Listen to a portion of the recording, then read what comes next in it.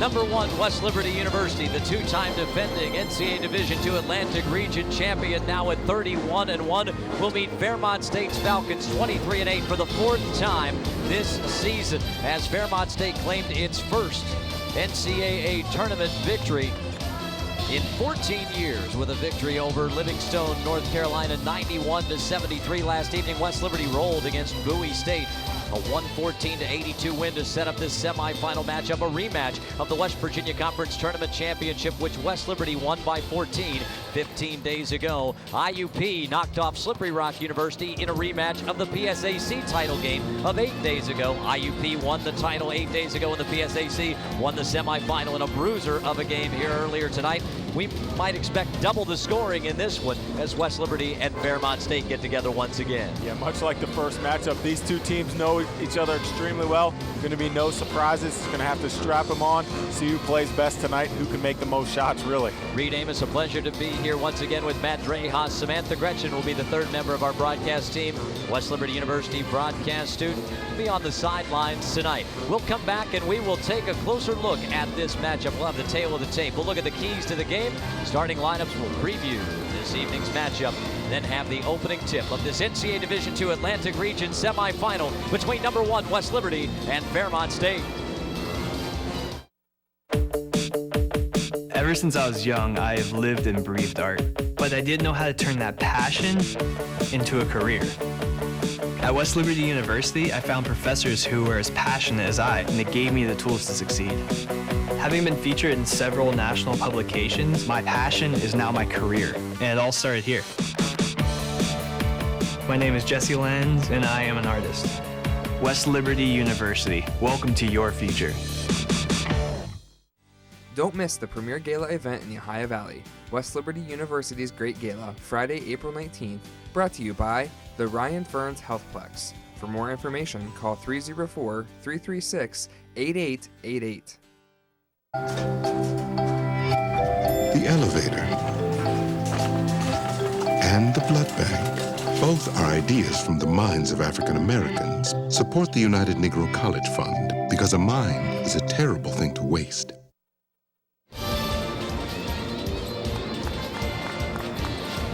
West Liberty is the top seed in the Atlantic Regional and the number 1 team in NCAA Division II, averaging 103.7 points per ball game this year. Fairmont State is among the best teams scoring the basketball in the country, but 20 points a game behind West Liberty, 82.8 points per night.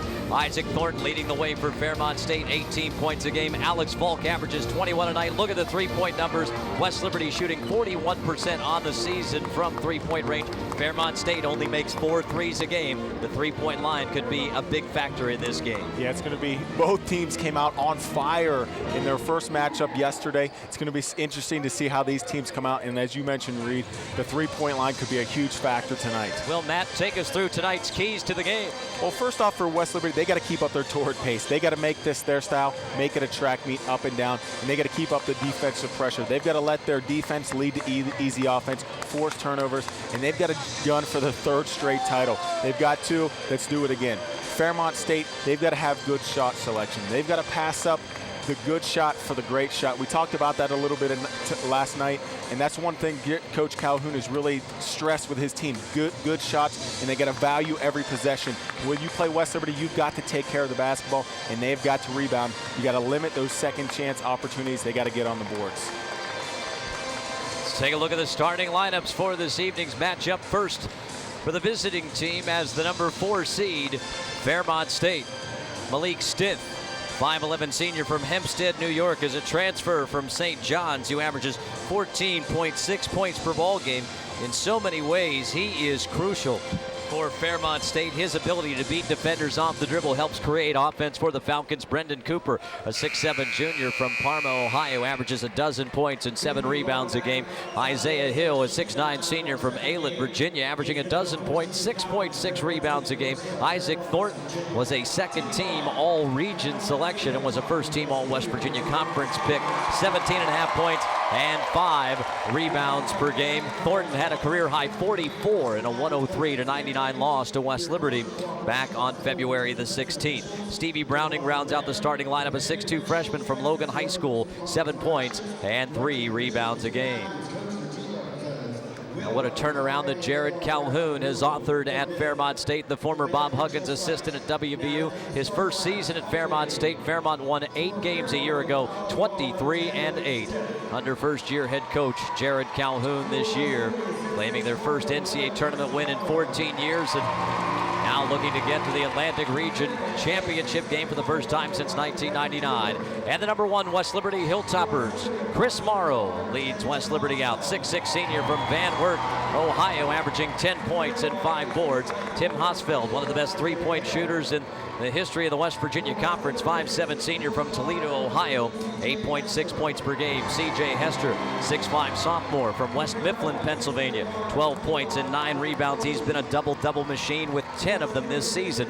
Cedric Harris, 6' junior from Zanesville, Ohio, in the starting lineup once again this evening, averaging 17 points and 3.3 rebounds. He was a second-team All-Atlantic Region selection and a first-team All-WVIAC pick. And Alex Falk, the Atlantic Region Player of the Year, leading the Hilltoppers, a 6'4 senior from Upper Sandusky, Ohio, averaging 20.8 points and 4 rebounds per game. And there is Jim Crutchfield, known in these parts as the Wizard of West Liberty. His 9th season at the helm. Look at that mark, 238 and 44, approaching 200 games, over 500 for his career. And I'll say it again, if he retired tomorrow, he'd be the all-time winningest coach in the history of NCAA basketball at any level. What he has authored here on the Hilltop has been nothing short of phenomenal. This has been a highly anticipated game, Matt Drehas. Many thought the possibility that these two could meet for a 4th time was a very real possibility, with Fairmont State ranked 3rd in the Atlantic Region after the West Virginia Conference tournament concluded. The PSAC tournament was a week later. IUP made a run. Fairmont State fell to the number 4 seed, and they'll meet here tonight in the Atlantic Region semifinals as Alex Falk, in our Star Watch the West Virginia Conference and Atlantic Region Player of the Year, and Isaac Thornton, 17.5 points per game, and we noted his 44-point performance at Fairmont in the month of February. This should be a good one. Settle in. Expect more than 103 points that were scored in the first semifinal. Heck, you might see 103 scored by the winner in this one. Might see 103 points by halftime. Very differing styles in these two semifinals. As Chris Morrow will jump it up in the middle with Isaiah Hill. We're underway. The opening tap won by the Hilltoppers.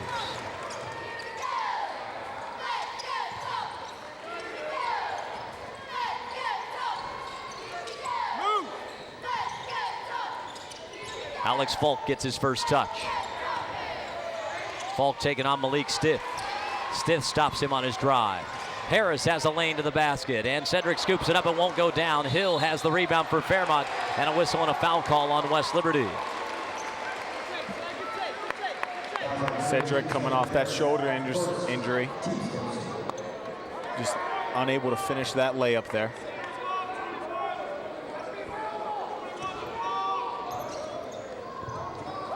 Alex Falk gets a fingertip on the inbound, but Fairmont State controls. Brendan Cooper leaves it for Stitt. Down on.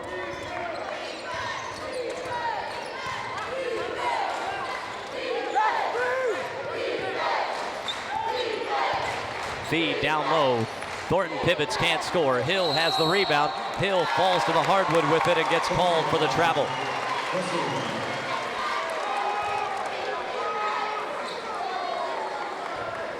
Haywood Bostic, our referee. John Corio and Brandon Williams rounding out the 3-man crew. Bostic from the CIAA, Corio from the PSAC, and Brandon Williams from the West Virginia Conference.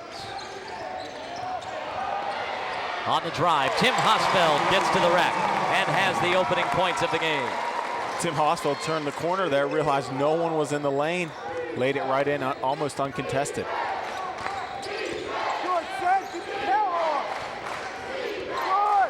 West Liberty looks like they're denying Malik Stith, trying to keep the ball out of his hands. Cedric Harris out to half court, keeping the ball away from him.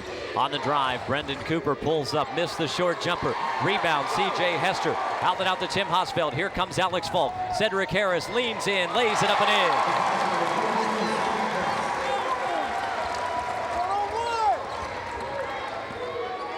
Well, there were no fast break points in the first matchup between IUP and Slippery Rock. We're off and running here. There's the first fast break points of this game. I would guess that's the first of many for both teams.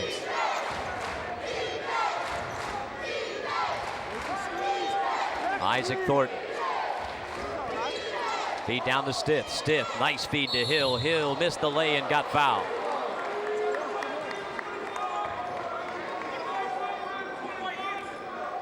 Good post entry there from Fairmont. They're going to look to take advantage of that, try and post up. They feel like they have an advantage inside.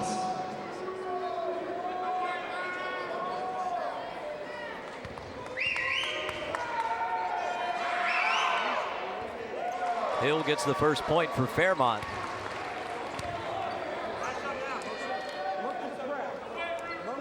Hill averages a dozen per game.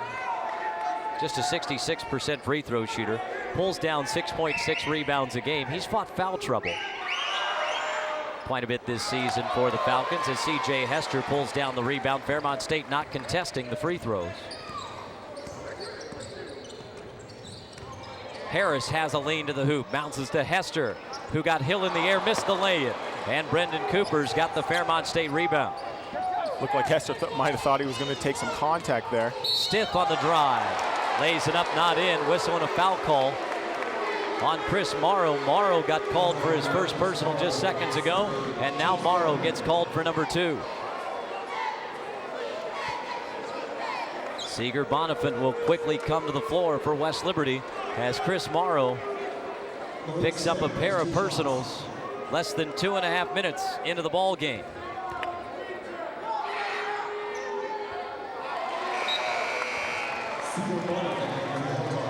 Malik Stith misses the first of 2, but the consequence here is not the free throws.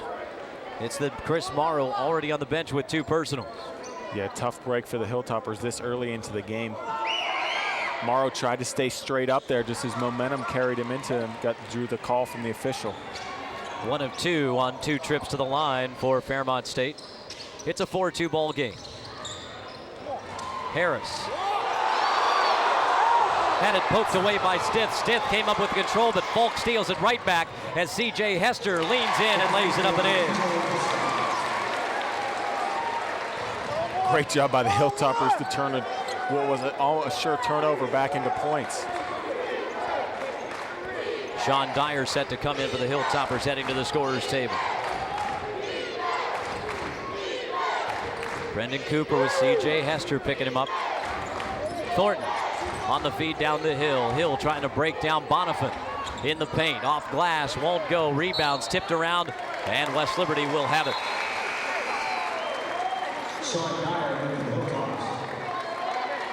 Cedric Harris going to get his first break as Sean Dyer comes on. 7-3, 73.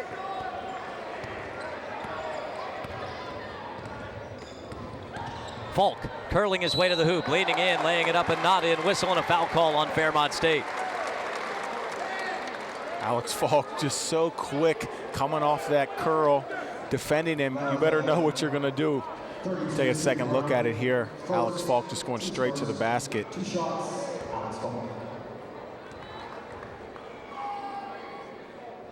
And Falk puts the Hilltoppers up by 5 for the first time. Tell you what, Alex Falk's one of those players, if you give him any daylight, he's going to make you pay for it. Falk makes it a 6-point West Liberty lead.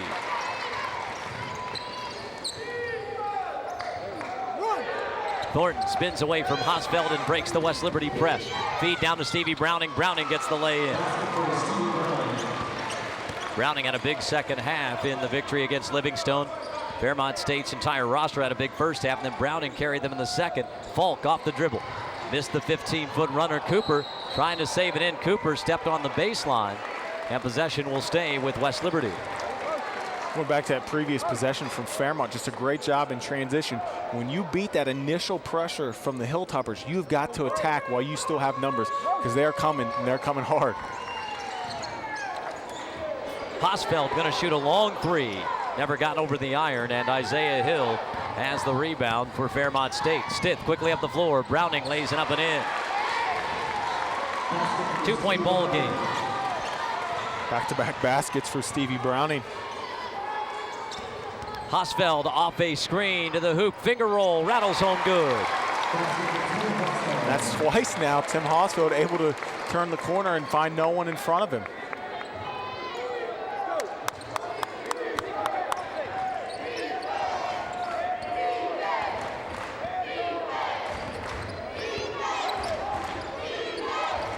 Malik Stith takes the handoff from Thornton. Fairmont State, when there haven't been opportunities to run, they've been deliberate. Hill working his way up against Bonifant and lays it up and in.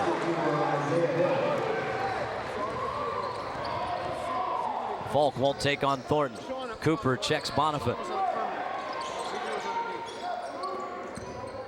Hosfeld driving past Browning again, trying to kick it back out. Ruled that it was tipped, and possession will stay with West Liberty.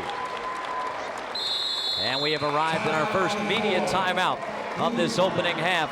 West Liberty building an early 6-point lead. A pair of Alex Falk free throws made it an 8-2 West Liberty advantage, but Fairmont State going on a 6-2 run. Stevie Browning with a pair of transition buckets that allow Fairmont State to climb back within 2. West Liberty 10, Fairmont State 8. Think you found every hazard out here today? Think again. The spot you missed could be a killer. That spot on your skin could be skin cancer. If you're a man over 50, you're in a group most likely to develop skin cancer, including melanoma, the kind that kills one person every hour. That's why your best shot is to check for a spot. It's easy. Follow through and check your skin. Go to spotskincancer.org to find out how. A message from the American Academy of Dermatology. Fairmont State going 23-8 this season, 17-5, finishing in second place in the West Virginia Conference. Grabbed an at-large berth to the NCAA tournament, their first trip to the tourney since 2010. Again, their first win in the tournament since 1999. And West Liberty's Hilltoppers, another 30-win season, a third consecutive 30-win year for West Liberty. 31-1 on the year, number 1 in the final NABC poll for the second time in 3 years. The Hilltoppers 21-1, claiming a 4th straight West Virginia Conference title. The Hilltoppers, the number 1 seed, looking for a 3rd consecutive Atlantic Region title.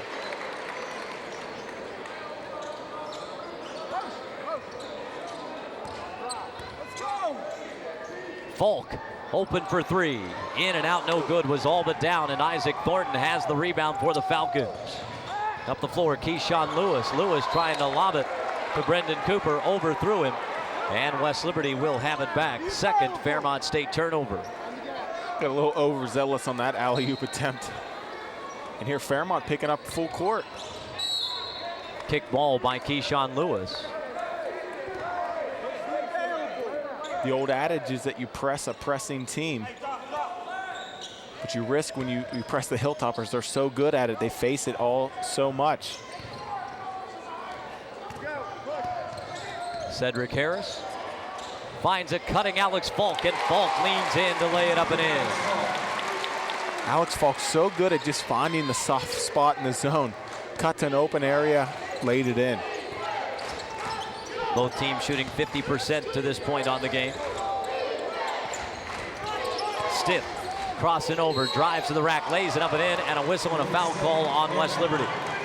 That's what you have to take away from Malik Stith. So dangerous when he's got any angle to the basket at all.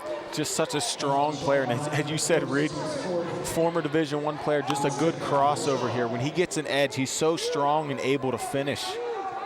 It's a good look at it there.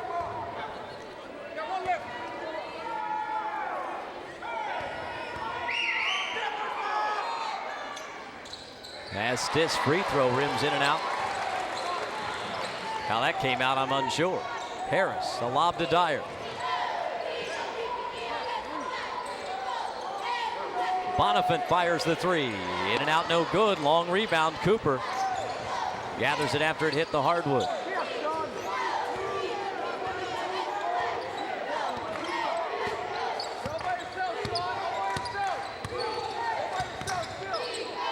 Stith picked up by Dyer.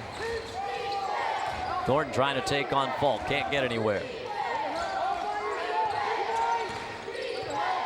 Stith off the screen, lobs it down low, thrown away, stolen by Sean Dyer. It's a great read by Sean Dyer. Read Malik Stith's eyes.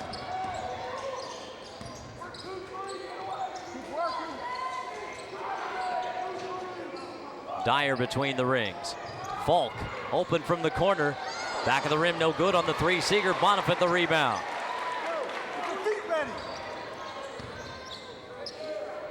Fairmont paying particular attention to the three-point line here this evening as Dyer drives in, leans in, lays it up, not in.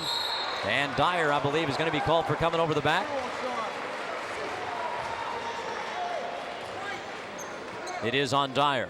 That's going to be First his second. personal foul on Sean, or check that, his second. So both Chris Morrow and Sean Dyer with 2 personal fouls apiece for all but one of West Liberty's fouls to this point.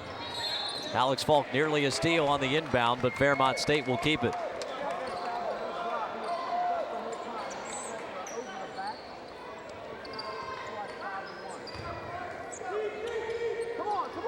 Lob over the top. Brendan Cooper catches and dunks it.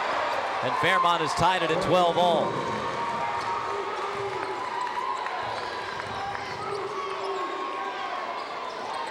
Harris, a three from the corner that won't go. Alex Falk breaks in to put it back up and in. Fairmont very fortunate. Not too often you can leave Cedric Harris wide open in the corner and the shot doesn't drop. Well, the Hilltoppers off to a slow start from three-point range. West Liberty 0 of its first 4.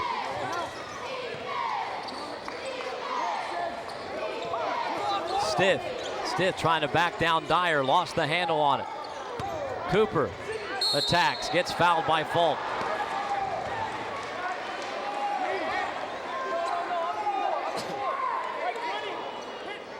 Falk's first personal foul.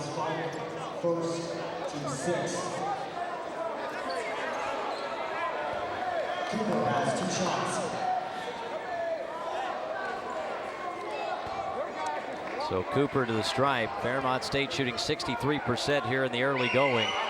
They torched the Nets against Livingstone last night in the last quarter final of the night. Fairmont shot 69% in the first half, 20 of 29. Ultimately shot 55% for the game. And when they shoot 50% or better, 15-0 this year. A 500 team when they don't shoot 50%. As Cooper rattles home the second, 1 of 2. And Fairmont within 1. And Jared Calhoun shared with me that good shot selection for Fairmont State, probably more crucial than anything that the Falcons do this season. Hosfeld curls his way off a screen, gets all the way to the rack again, and Keyshawn Lewis gets called for a goaltend. Tim Hosfeld's third driving lay-in in the opening 8 minutes of the ball game. Get a second look at it here. Tim Hosfeld just out in front of everybody. Pretty easy goaltending call here. Definitely can't do that. Alex Falk gets his hands on another one, but it makes its way through to Isaac Thornton.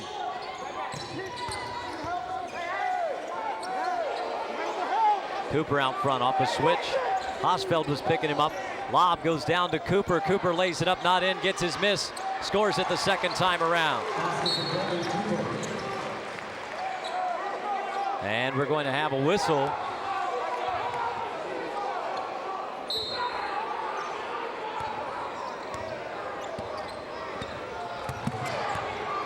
As Alex Falk works his way up the floor, Isaac Thornton was warned for not touching the basketball. And we are going to have a whistle, and we're going to have a foul called on the floor as a push is called, and we have arrived at our second media timeout of the opening half, and West Liberty's #1 Hilltoppers a 1-point lead as it is ruled that Alex Falk drew a holding call. And we'll sort it out when we come back. Unsure of the call here. Back in just a moment. #1 West Liberty 16, Fairmont State 15. I think someone at my friend's school has this thing called autism. My friend's brother's son has autism. My neighbor's son has autism. My son has autism. Autism is getting closer to home. Today, 1 in 110 children is diagnosed with autism. That's a 600% increase in the last 20 years. Learn the signs at autismspeaks.org.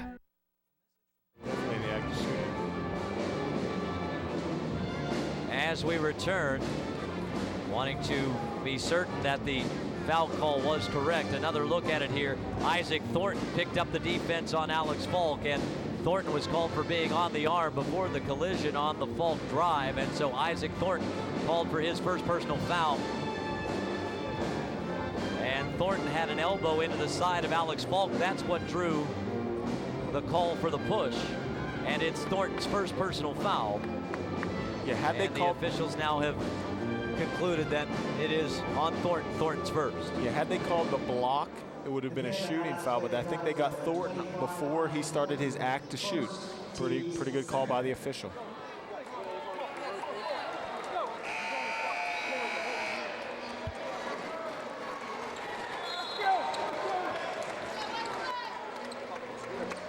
So the Hilltoppers lead stands at 1. A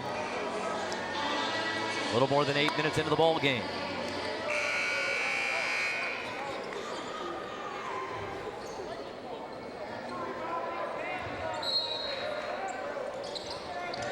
Harris to trigger the inbound. West Liberty leading despite still looking for its first 3 of the ball game. Malik Stith in the tight man-to-man on Harris. Fairmont really extending their pressure here in the half court. Hosfeld off the dribble, hits the 15-footer. Hosfeld with 8 first half points for the Toppers. Stith breaks the press, and we got a whistle and a foul call on a reach-in.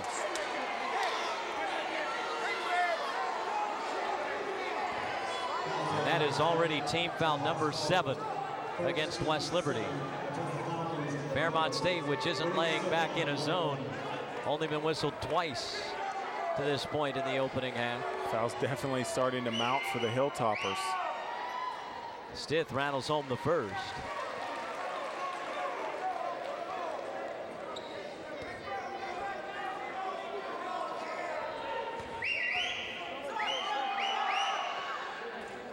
One of 2 on the trip for Stith.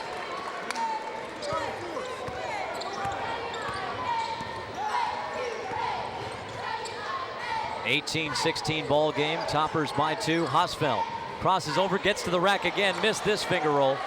And Brendan Cooper, the rebound through Keyshawn Lewis. Up the floor to Melvin Rhodes. Stith, Thornton, laid in, tied at 18. Fairmont doing a really good job attacking in transition. When they have their opportunities, they're going right to the rack. First tie of the ball game. Falk taking on Thornton. Backside jumper. Seeger Bonifant connects. Tell you what, Seeger Bonifant, his jumper just is smooth. Smooth as silk.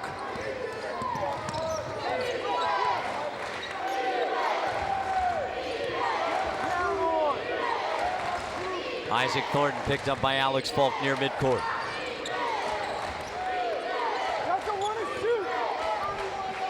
Stith slowing things down for Fairmont.